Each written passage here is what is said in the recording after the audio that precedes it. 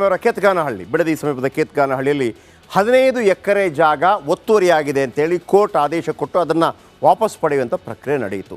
ಇದು ರಾಜ್ಯ ಸರ್ಕಾರ ಮಾಡ್ತಾ ಇರೋದು ಅಂತೇಳಿ ಕುಮಾರಸ್ವಾಮಿ ಅವರು ಆರೋಪ ಮಾಡಿದರೆ, ನಾವೇನ್ರಿ ಮಾಡ್ತಾ ಇರೋದು, ಕೋರ್ಟ್ ಹೇಳಿದಲ್ವಾ ಇಲ್ಲಿ ಡಿ ಕೆ ಶಿವಕುಮಾರ್ ಅವ್ರದ್ದೇ ಸ್ಟೈಲಲ್ಲಿ ಅವ್ರದ್ದೇ ಆವಾಜಲ್ಲಿ ಹೇಳಿದ್ದಾರೆ. ಎಲ್ರಿಗೊಂದು ಕುತೂಹಲ ಇತ್ತು, ಕುಮಾರಸ್ವಾಮಿ ಹಿಂಗೆ ಬಿಡಲ್ಲಲ್ವಾ, ರೆಡಿ ಮಾಡ್ಕೊಂಡು ಬರಬೇಕಿತ್ತಲ್ಲ ದಾಖಲೆ ಅಂತೇಳಿ. ಇವತ್ತು ಬಂದೆ ಟೈಮ್, ಇವತ್ತು ಬಂದರು, ಪ್ರೆಸ್ ಮೀಟ್ ಕರೆದ್ರು, ನನ್ನ ಹತ್ರ ಟನ್ ಗಟ್ಟಲೆ ದಾಖಲೆ ಇದೆ, ಟನ್ ಗಟ್ಟಲೆ, ಬಿಡ್ಲಾ ಅಂತ ಹೇಳಿದರು. HDK ಹೂಡಿದ ಬಾಣಕ್ಕೆ ಕಾಂಗ್ರೆಸ್ ಡೋಂಟ್ ಕೇರ್ ಅಂತ ಇದೆ, ಬೆದರ್ತಾ ಇಲ್ಲ. ಅದರ ಬದಲಿಗೆ ಕಾಲ್ ಕೆರೆದು ನಿಂತಿದೆ. ಹೌದಾ, ಬಿಡಿ ನೋಡೋಣ, ಏನು ಬೇಕಿದ್ರೆ ಮಾಡ್ಕೊಳ್ಳಿ, ನಾವೇನು ಮಾಡ್ತೀವಿ ನೋಡ್ಕೊಳ್ಳಿ ಅಂತೇಳಿ. ಎರಡು ಗಜಪಡೆ, ಒಂಥರ ಎರಡು ಗಜಪಡೆ, ಅದೊಂದು ಆನೆ ಇದೊಂದು ಆನೆ, ಎರಡು ಆನೆಗಳ ನಡುವೆ ಸಬ್ಜೆಕ್ಟ್ ಅಪ್ಪಚ್ಚಿ ಆಗ್ತಾ ಇದೆಯಲ್ಲ ಗೊತ್ತಿಲ್ಲ. ಆದರೆ ಎರಡು ಆನೆ ಇದೆಯಲ್ಲ, ಒಂದು HDK ಇನ್ನೊಂದು DK. ನೀನಿಷ್ಟು ಮಾಡಿದ್ಯಾ ದುಡ್ಡು, ನೀನಿಷ್ಟು ಮಾಡಿದ್ಯಾ, ನೀನಲ್ಲಿ ಅಕ್ರಮ ಮಾಡಿದ್ಯಾ, ನೀನಲ್ಲಿ ಅಕ್ರಮ ಮಾಡಿದ್ಯಾ ಹೇಳ್ತಾನೆ ಇರ್ತಾರಲ್ವ. ಇವತ್ತು ನಿಮಗೆ ಇವರಿಬ್ಬರ ಕಂಪ್ಲೀಟ್ ಆಸ್ತಿ ಕೂಡ ತೋರಿಸ್ತೀನಿ ಈ ರಿಪೋರ್ಟ್ನ ನಂತರ. ಯಾವ ಗ್ರೇಡನ್ನ ಲೂಟಿ ಹೊಡೆದ್ರಿ, ಡಾಕ್ಯುಮೆಂಟ್ರಿ ಎವಿಡೆನ್ಸ್ ಗೊತ್ತಿದೆ, ಕೆಡಕ್ಬೇಡಿ ನನ್ನ. ಇವರಿಗೆಲ್ಲ ಎದುರಂತ ಮಗಾಲ ಟನ್ಗಟ್ಟಲೆ ದಾಖಲೆಗಳಿವೆ, ನನ್ನ ಕೆಣಕಬೇಡಿ. ಕೈ ಸರ್ಕಾರದ ವಿರುದ್ಧ HDK ಯುದ್ಧ ಘೋಷಣೆ. ಕೇಂದ್ರ ಸಚಿವ HD ಕುಮಾರಸ್ವಾಮಿ ಹಾಗೂ DCM DK ಶಿವಕುಮಾರ್ ಮಧ್ಯೆ ಮತ್ತೊಂದು ವಾಗ್ಯುದ್ಧ ಆರಂಭವಾಗಿದೆ. ಈ ಬಾರಿ ನಾನಾ ನೀನಾ ನೋಡೇ ಬಿಡೋಣ ಎಂದು ಇಬ್ಬರು ನಾಯಕರು ರಣ ಭೂಮಿಗೆ ಇಳಿದಿದ್ದಾರೆ. ಮಾತಿಗೆ ಮಾತು, ಏಟಿಗೆ ತಿರುಗೇಟು ನೀಡಿದ್ದು ರಾಜ್ಯ ರಾಜಕೀಯದಲ್ಲಿ ಹೊಸ ಕಂಪನ ಶುರುವಾಗಿದೆ. ನನ್ನ ಬಳಿ ಟನ್ ಗಟ್ಟಲೆ ದಾಖಲೆಗಳಿದೆ, ಬಿಡಬೇಕಾ? ಆಮೇಲೆ ನನಗೇನ್ರಿ ಸಂಬಂಧ, ಬಳ್ಳಾರಿಗೂ ನನಗೂ ಸಂಬಂಧ ಏನು? ನಾನು ಬರೀ ಇಲ್ಲಿ ಮಾತ್ರ, ಎಲ್ಲಿ ಕನಕಪುರದಲ್ಲಿ ಮಾತ್ರ ಕದ್ದು ಹೊಡೆದಿದ್ದೀನಿ, ಬಳ್ಳಾರಿವರೆಗೆ ಹೋಗೇ ಇಲ್ಲ ಅಂತ ಹೇಳಿದ್ರು ಮನೆಯಲ್ಲೆಲ್ಲ. ನನ್ನ ಹತ್ರ ಟನ್ ಗಟ್ಟಲೆ ಇದೆ ಮೆಟೀರಿಯಲ್ಗಳು, ಕೆಣಕಬೇಡಿ ನನ್ನ. ಈ ಸರ್ಕಾರಕ್ಕೆ ಹೇಳ್ತೀನಿ, ಕುಮಾರಸ್ವಾಮಿ ನಾನು ಹೇಳ್ತೀನಿ, ಟನ್ನಲ್ಲ, ಈ ಎಷ್ಟು ಭೂಲೋಕ ಇದೆ ಅಷ್ಟು ವ್ಯವಹಾರ ಇದ್ರು ದಯವಿಟ್ಟು ಬಿಡುಗಡೆ ಮಾಡಲಿ. ನನಗೂ ಗೊತ್ತಿದೆ, ನನ್ನ ಮಕ್ಕಳ ಆಸ್ತಿ, ನನ್ನ ಆಸ್ತಿ, ನನ್ನ ಕುಟುಂಬದ ಆಸ್ತಿ ಎಲ್ಲ ತರಿಸಿಕೊಟ್ಟವ್ರೆ, ಎಲ್ಲ ಬಯಲು ಮಾಡಲಿ. ನಾನೇನಾದ್ರು ತಪ್ಪು ಮಾಡಿದ್ರೆ ಯಾವ ಶಿಕ್ಷೆ ಬೇಕಾದ್ರೂ ಒಳಗಾಗ್ತೀನಿ. ಈ ಕುಮಾರಸ್ವಾಮಿಗೆ ಇವ್ರಿಗೆಲ್ಲ ಎದುರಂತ ಮಗಾಲ ನಾನು. ಒಬ್ಬ ಗಜ್ನಿ, ಇನ್ನೊಬ್ಬ ಘೋರಿ ಮೊಹಮ್ಮದ್. ಬಿಟ್ರೆ ಬೆಡ್ರೂಮ್ಗೂ ಟ್ಯಾಕ್ಸ್ ಹಾಕ್ತಾರೆ. ಈ ಸರ್ಕಾರದ ಹಲವಾರು ರೀತಿಯ ಅಕ್ರಮಗಳು, ದರೋಡೆ ಕೆಲಸ ನಡೀತಾ ಇರತಕ್ಕಂಥದ್ದೇನಿದೆ ಅದೆಲ್ಲ ಹಿಂದೆ ಗಜನಿ ಮೊಹಮ್ಮದ್ದು ಮತ್ತೆ ಯಾರು ಇದ್ರಲ್ಲಪ್ಪ, ಅದೇನು ಹೆಸರುಗಳು ಯಾವುದು ಇದೆಯಪ್ಪ, ಆ ಒಂದು ವಾತಾವರಣದಲ್ಲಿ ಹಿಂದೆ 3 ಜನ ಇದ್ದಂತಲ್ಲ, ಯಾರೋ ಪ್ರಮುಖವಾಗಿ ಅಂತ ವ್ಯಕ್ತಿಗಳು ಇವತ್ತು ಈ ರಾಜ್ಯದಲ್ಲಿ ಆಡಳಿತ ನಡೆಸ್ತಾ ಇದ್ದಾರೇನೋ ಅಂತಕ್ಕಂಥದ್ದು ನನ್ನ ಅಭಿಪ್ರಾಯ. ಕಾಂಗ್ರೆಸ್ ಸರ್ಕಾರದ ವಿರುದ್ಧ ವಾರ್. ಇವತ್ತು ಸನ್ಮಾನ್ಯ ಸಿದ್ದರಾಮಯ್ಯನವರಿರ್ಬೋದು, ಸನ್ಮಾನ್ಯ ಶಿವಕುಮಾರ್ ಇರ್ಬೋದು, ನಿಮ್ಮ ಈ ಒಂದು ಅಧಿಕಾರ ದುರುಪಯೋಗದ ಮುಖಾಂತರ ಕಾನೂನು ಬಾಹಿರವಾದಂಥ ರೀತಿಯಲ್ಲಿ ನನ್ನ ಮೇಲೆ ಅತಿಕ್ರಮಣ ಮಾಡಲಿಕ್ಕೆ ಹೊರಟಿದ್ದೀರಿ.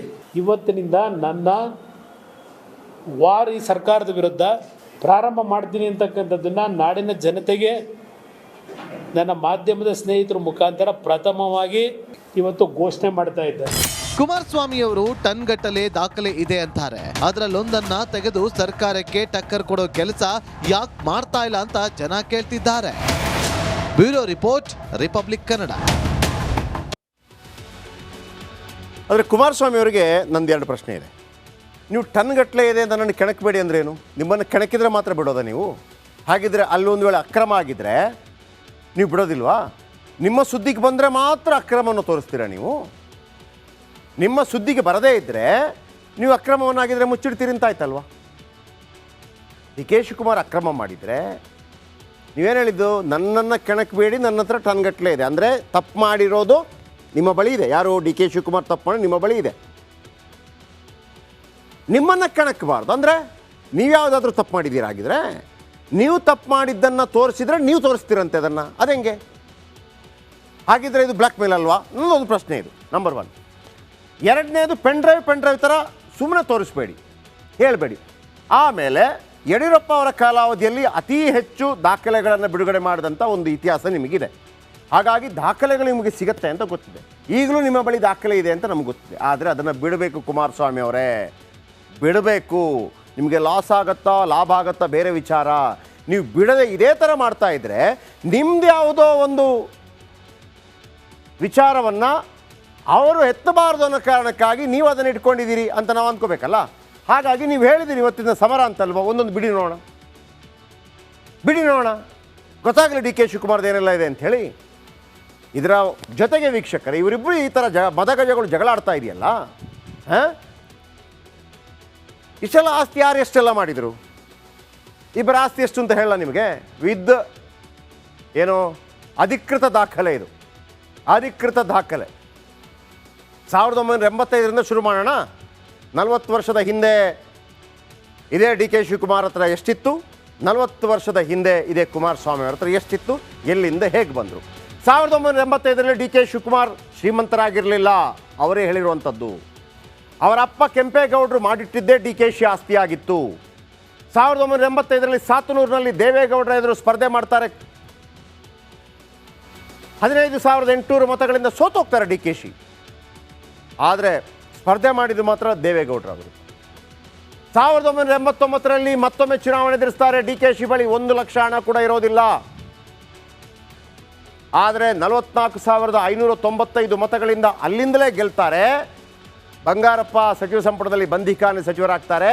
ಫಸ್ಟ್ ಟೈಮ್ MLA, 27 ವರ್ಷನೇ ಇರಬೇಕು, ಮಂತ್ರಿ ಆಗ್ತಾರೆ. ನಂತರ ಬರುವಂಥ 1994ರಲ್ಲಿ ಸ್ವಂತ ಹಣದಿಂದ ಚುನಾವಣೆ ಎದುರಿಸ್ತಾರೆ. 99ರಲ್ಲಿ ಕುಮಾರಸ್ವಾಮಿ ಅವರನ್ನೇ ಸೋಲಿಸ್ತಾರೆ. 2004ರಿಂದ ಡಿ ಕೆ ಶಿ ಅವರ ಆಸ್ತಿ ಬಗ್ಗೆ ನಿಮಗೆ ಮಾಹಿತಿ ಸಿಗತ್ತೆ. ಅಂದರೆ 21 ವರ್ಷಗಳ ಹಿಂದಿನಿಂದ 21 ವರ್ಷಗಳ ಹಿಂದೆ ಡಿ ಕೆ ಶಿವಕುಮಾರ್ ಬಳಿ ಎಷ್ಟು ಹಣ ಇತ್ತು, ಇವತ್ತು ಎಷ್ಟಿದೆ ಅನ್ನೋದನ್ನು ನಾನು ಹೇಳಿದ್ದಲ್ಲಪ್ಪ, ಅವರು ತಮ್ಮ ಅಫಿಡವಿಟ್ನಲ್ಲಿ ಅವರೇ ಹೇಳ್ಕೊಂಡಿರುವಂಥದ್ದು.